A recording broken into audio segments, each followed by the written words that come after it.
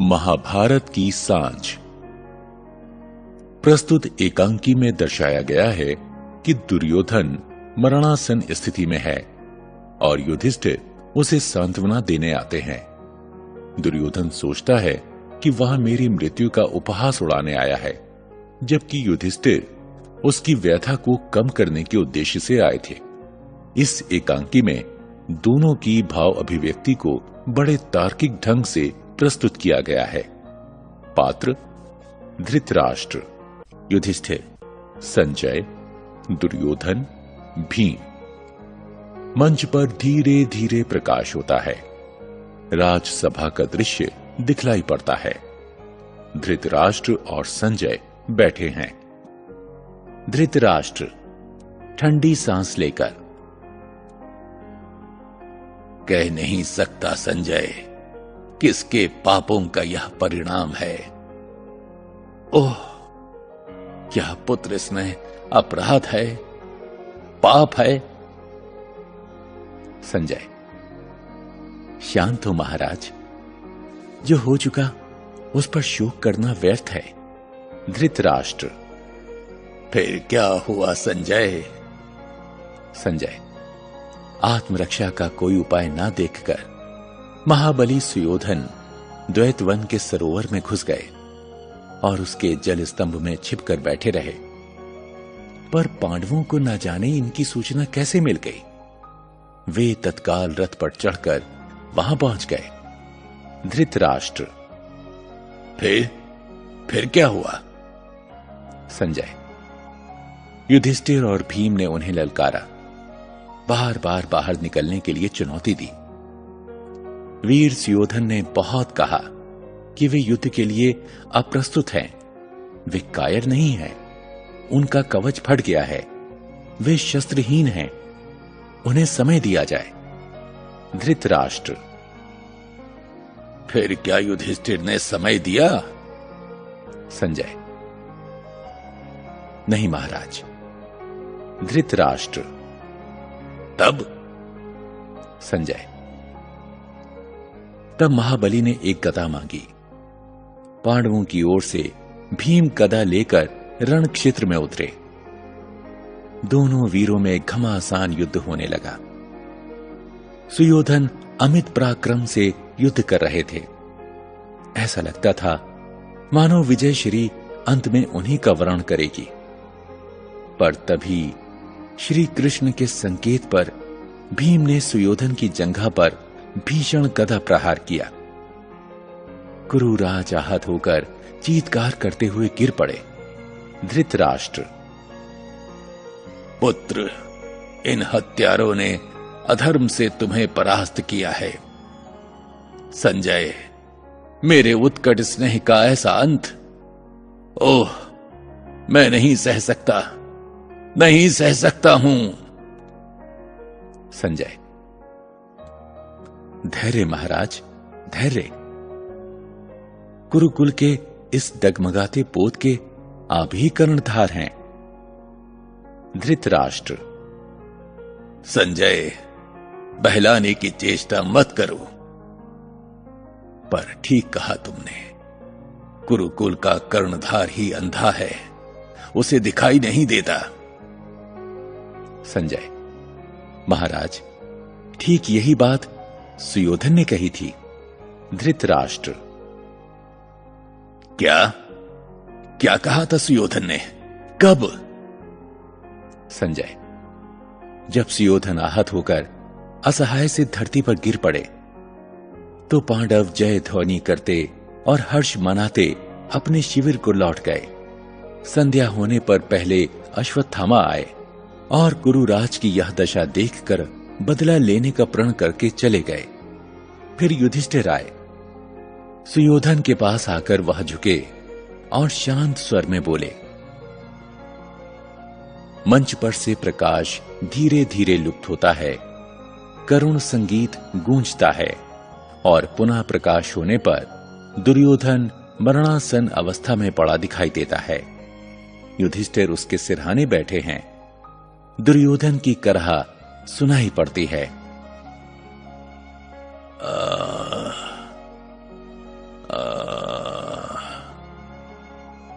युधिष्ठिर, तुमने गलत समझा दुर्योधन। मैं कुछ लेने नहीं आया, मैं देखने आया था कि। दुर्योधन, कि अंतिम समय में मैं किस तरह निसहाय निर्बल पशु की भांति तड़प तड़प कर अपना दम तोड़ता हूं। मेरी मृत्यु का पर्व मनाने आए हो ना? मेरी आहू का आलाप सुनने आए हो ना? अरे निर्दयी, तुम्हें किसने धर्मराज की संज्ञा दी? जो सुख से मरने भी नहीं देता, वही धर्म का ढोल पीटे, कैसा न्याय है? युधिष्ठिर, अर्थ का अनर्थ ना करो दुर्योधन। मैं तो तुम्हें शांति देने आया था। मैंने सोचा हो सकता है तुम्हें पश्चाताप हो रहा हो। यदि ऐसा हो तो मैं तुम्हारी व्यथा हल्की कर सकूं, इसी उद्देश्य से मैं आया था। दुर्योधन, हाय रे मिथ्याभिमानी, अब भी यह दया का ढोंग नहीं छोड़ा। पर युधिष्ठिर, तनिक अपनी ओर देखो। पश्चाताप तो तुम्हें होना चाहिए था। मैं क्यों पश्चाताप करूंगा? मैंने ऐसा कौन सा पाप किया है? मैंने अपने मन के भावों को गुप्त नहीं रखा, मैंने षड्यंत्र नहीं किया, मैंने गुरुजनों का वध नहीं किया। युधिष्ठिर, यह तुम क्या कह रहे हो दुर्योधन? दुर्योधन, दुर्योधन नहीं, सुयोधन कहो धर्मराज, सुयोधन। क्या अब भी तुम्हारी छाती ठंडी नहीं हुई? क्या मुझे मारकर भी तुम्हें संतोष प्राप्त नहीं हुआ? जो मेरी अंतिम घड़ी में मेरे मुंह पर मेरे नाम की खिल्ली उड़ा रहे हो। निर्दयी, क्या ईर्ष्या में अपनी मानवता भी भस्म कर दी? युधिष्ठिर, क्षमा करो भाई, अब तुम्हें और अधिक कष्ट नहीं पहुंचाता। पर मेरे कहने ना कहने से क्या, आने वाली पीढ़ियां तुम्हें दुर्योधन के नाम से ही संबोधित करेंगी। तुम्हारे कृत्यों का साक्षी इतिहास पुकार पुकार कर। दुर्योधन, मुझे दुर्योधन कहेगा, यही ना? जानता हूं, मैं जानता हूं, मुझे मार कर भी तुम चुप नहीं बैठोगे। तुम विजेता हो। अपने गुरुजनों और सगे संबंधियों के शोणित की गंगा में नहाकर तुमने राजमुकुट धारण किया है। तुम अपनी देखरेख में इतिहास लिखवाओगे और उसका पूरा पूरा लाभ उठाने से क्यों चूकोगे? सुयोधन को सदा के लिए दुर्योधन बनाकर छोड़ोगे। उसकी देह ही नहीं, उसका नाम तक मिटा दोगे। यह मैं अच्छी तरह जानता हूं। मेरे मरने पर तुम जो चाहो करना, मैं तुम्हारा हाथ पकड़ने नहीं आऊंगा। पर इस समय तुम्हारा सबसे बड़ा शत्रु मर रहा है।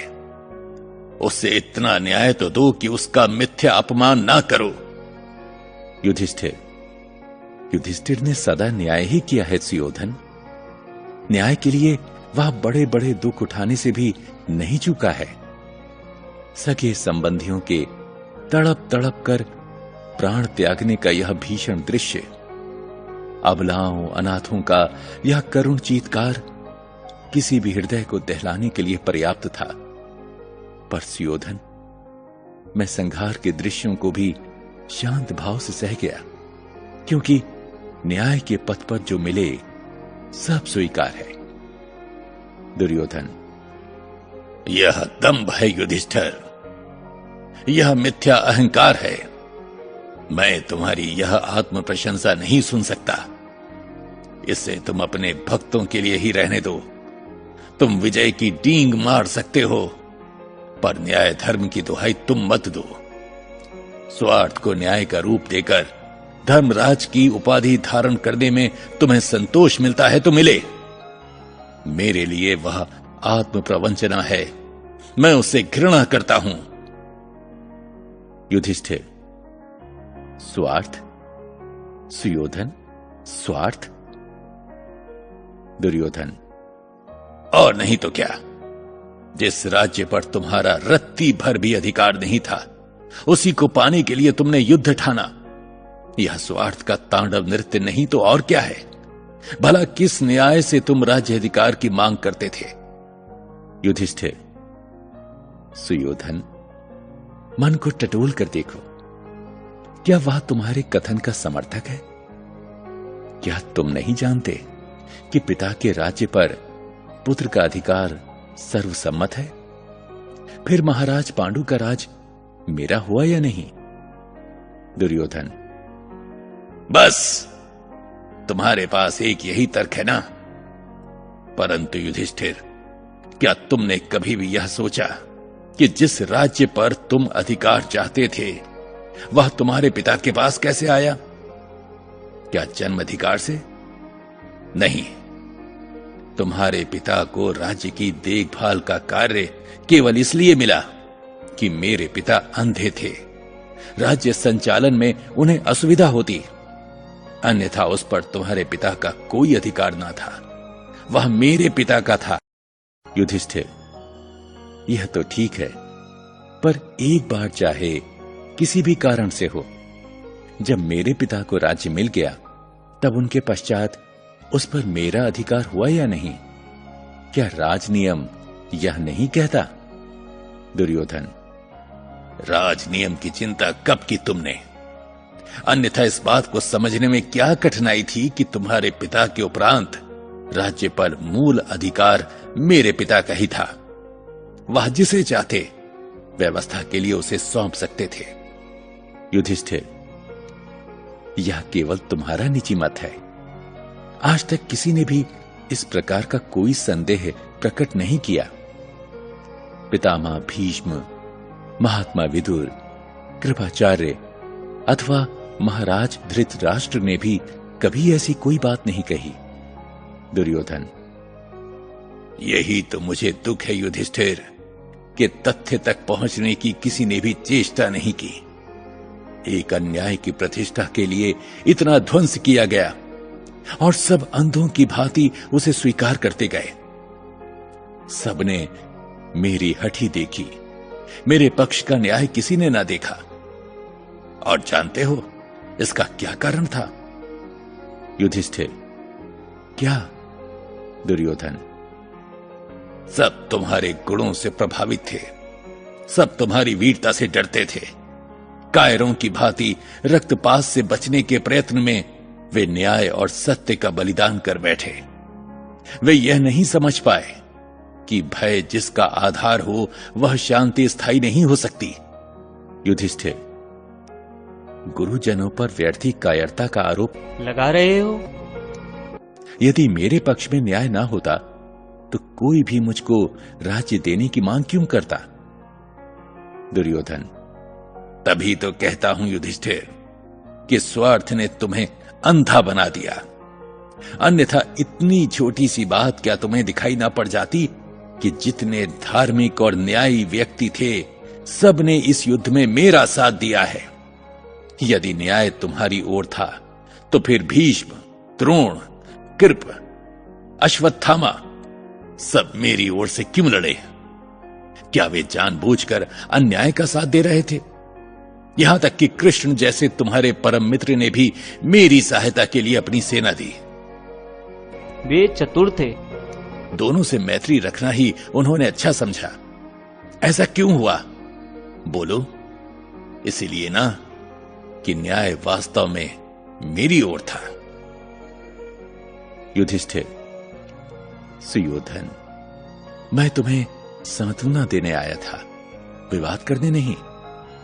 मैं तो तुम्हारी पीड़ा बटा लेने आया था, क्योंकि तुम चाहे जो समझो, मेरी इस बात का तुम विश्वास करो कि मैं इस रक्तपात के लिए तैयार ना था। मेरी इच्छा यह कदापि नहीं थी। दुर्योधन, मैं इसका कैसे विश्वास करूं? क्या तुम्हारे कह देने से ही? भविष्य को भी तुम चाहो तो बहका सकते हो युधिष्ठिर, पर सुयोधन को नहीं बहका सकते, क्योंकि उसने अपने बचपन से लेकर अब तक की एक एक घड़ी तुम्हारी ईर्ष्या के रथ की गड़गड़ाहट सुनते हुए बिताई है। तुम्हारी तैयारियों ने उसे एक रात भी चैन से सोने नहीं दिया। युधिष्ठिर, सुयोधन, मुझे लगता है कि तुम सुध बुध खो बैठे हो। तुम प्रलाप कर रहे हो। भला ज्ञान में भी कोई ऐसी असंभाव्य बातें कहता है? जो पांडव तुमसे तिरस्कृत होकर घर घर भीख मांगते फिरे, वन जंगलों की धूल छानते फिरे, उनके संबंध में भला कौन ज्ञानी व्यक्ति तुम्हारे इस कथन का विश्वास करेगा? दुर्योधन, मैं जानता हूं युधिष्ठिर, कोई विश्वास नहीं करेगा, और करना भी चाहे तो तुम उसे विश्वास ना करने दोगे। पर इससे क्या, सत्य को दबाकर उसे मिथ्या नहीं कहा जा सकता। बचपन से जब हम लोगों ने एक साथ शिक्षा पाई, तब से आज तक के सारे चित्र मेरी दृष्टि में हरे हैं। पुरोचन को कपट से मारकर तुम पांचाल गए और वहां द्रुपद को अपनी ओर मिलाया। तभी तो तुम्हारा बल बढ़ता देखकर पिताजी ने तुम्हें आधा राज्य दिया। युधिष्ठिर, मैं तो ये जानता हूं कि आधे राज्य पर मेरा अधिकार था। दुर्योधन, सत्य को ढकने का प्रयत्न ना करो युधिष्ठिर, उसे निष्पक्ष होकर जांचो। मेरे पास प्रमाणों की कमी नहीं है। आधा राज्य पाकर भी तुमने चैन ना लिया। तुमने अर्जुन को चारों ओर दिग्विजय के लिए भेजा। राजसूय यज्ञ के बहाने तुमने जरासंध और शिशुपाल को समाप्त किया। यहां तक कि जुए में खेल खेल में तुम अपनी ईर्ष्या नहीं भूले, और तुमने चट से अपना राज्य दांव पर लगा दिया कि यदि तुम जीते तो तुम्हें मेरा राज्य अनायास ही मिल जाए। वनवास उसी महत्वाकांक्षा का परिणाम था, मेरा उसमें कोई हाथ ना था। युधिष्ठिर, तुमने जिस तरह भरी सभा में द्रौपदी का अपमान किया। दुर्योधन, मेरा अपमान भी द्रौपदी ने भरी सभा में ही किया था। तब तुम्हारी यह न्याय भावना क्या सो रही थी? फिर द्रौपदी को दांव पर लगाकर क्या तुमने उसका सम्मान करने की चेष्टा की थी? जिस समय द्रौपदी सभा में आई, वह द्रौपदी नहीं थी, वह जुए में जीती हुई दासी थी। युधिष्ठिर, यदि जो कुछ तुम कह रहे हो वह सत्य है, तो सुयोधन, तुम मेरा विश्वास करो कि तुमने प्रत्येक घटना के उल्टे अर्थ लगाए हैं। जो नहीं है उसे तुमने कल्पना के आरोप द्वारा देखा है। यह सब मिथ्या है। अभिमन्यु वध भी क्या वीरोचित था? दुर्योधन, एक एक बात पर कहां तक विचार करोगे युधिष्ठिर? जब भीष्म, द्रोण और कर्ण का वध वीरोचित हो सकता है, तो फिर अभिमन्यु वध में ही ऐसी क्या विशेषता थी? और आज भी भीमसेन ने मुझे जिस प्रकार पराजित किया है, वो क्या वीरोचित कहलाएगा? युधिष्ठिर, सुयोधन, तुम्हें भ्रांति हो गई है। तुम सत्य और मिथ्या के बीच भेद करने में असमर्थ हो। तुम्हारे मस्तिष्क की यह दशा सचमुच दयनीय है। दुर्योधन, बड़े निष्ठुर हो युधिष्ठिर। मरणोन्मुख भाई से दुराव करते तुम्हारा हृदय नहीं पसीजता। कुछ क्षणों में ही मैं इस लोक से परे पहुंच जाऊंगा। मेरे सम्मुख यदि तुम सत्य स्वीकार कर भी लोगे, तो तुम्हारे राजत्व को कोई हानि ना पहुंचेगी। पर नहीं, मैं भूल गया, तुम तो अपने शत्रु की इस विकल मृत्यु पर प्रसन्न हो रहे होगे। आज वह हुआ जो तुम चाहते थे और जो मैं नहीं चाहता था। मैंने अपने संपूर्ण जीवन का एक एक पल तुम्हारी महत्वाकांक्षा की टकराहट से बचने में लगाया, परंतु मेरे सारे प्रयत्न निष्फल हुए। वह देखो, वह अंधेरा बढ़ा आ रहा है, सांझ हो रही है, मेरे जीवन की अंतिम सांझ। पृष्ठभूमि में सारंगी पर करुण आलाप जो बढ़ता जाता है। युधिष्ठिर, सावधान, इतने उत्तेजित ना हो। वीरों की भांति धैर्य रखो, शांत हो। दुर्योधन, घबराओ नहीं युधिष्ठिर। मेरी शांति के लिए तुम जो उपाय कर चुके हो वह अचूक है। 2 क्षण और, फिर मैं सदा के लिए शांत हो जाऊंगा। पर अंतिम सांस निकलने के पहले युधिष्ठिर, एक बात कहे जाता हूं। तुम पश्चाताप की बात पूछने आए थे ना? मेरे मन में कोई पश्चाताप नहीं है। मैंने कोई भूल नहीं की। मैंने भय से तुम्हारी शरण नहीं मांगी, अंत तक तुमसे टक्कर ली, और अब वीर गति पाकर स्वर्ग जाता हूं। समझे युधिष्ठिर? मुझे कोई ग्लानि नहीं है, कोई पश्चाताप नहीं है। केवल एक दुख मेरे साथ जाएगा। युधिष्ठिर, क्या? दुर्योधन, यही कि मेरे पिता अंधे क्यों हुए।